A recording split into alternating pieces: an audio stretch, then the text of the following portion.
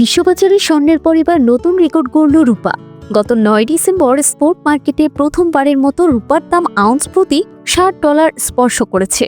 যুক্তরাষ্ট্রের federal reserve সুদ হার কমানোর আগেই মূল্যবান এই ধাতুটির দামের এই উল্লম্ফন বিশ্ব অর্থনীতিতে নতুন আলোচনার জন্ম দিয়েছে। কিন্তু হঠাৎ কেন রূপার দামে এই আগুন?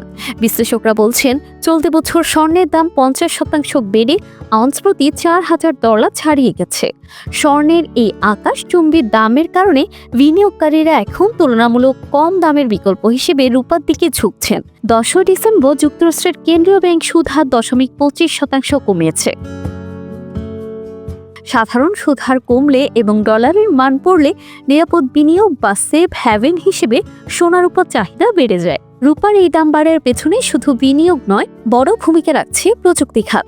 সোনা ও তামার চেয়ে রূপা ভালো বিদ্যুৎ পরিবাহী, তাই বৈদ্যুতিক গাড়ি এবং সৌর প্যানেলের তৈরিতে রূপার ব্যাপক চাহিদা তৈরি হয়েছে। বিশেষজ্ঞদের মতে আগামী দিনে বৈদ্যুতিক গাড়ির ব্যাটারি ও সবুজ প্রযুক্তির জন্য রূপার প্রয়োজন আরও বাড়বে। চাহিদা বাড়লেও রূপার যোগান দ্রুত বাড়ানো কঠিন, কারণ রূপা সাধারণত তামা, সীসা ও স্বর্ণের খনি থেকে উপজাত হিসেবে পাওয়া যায়। এর সাথে যুক্ত হয়েছে ডোনাল্ড ট্রাম্পের বাণিজ্য নীতির ভীতি। যুক্তরাষ্ট্রের উপর নতুন শুল্ক আরোপের আশঙ্কায় দেশটিতে ব্যাপক হারে রূপা মজুত করা হচ্ছে। যেহেতু বিশ্বের 2/3 রূপা যুক্তরাষ্ট্রই আমদানি করে, তাই বিশ্বজুড়ে এর তীব্র সংকট দেখা দিচ্ছে এবং শিল্প মালিকরা হন্য হয়ে রূপা খুঁজছেন।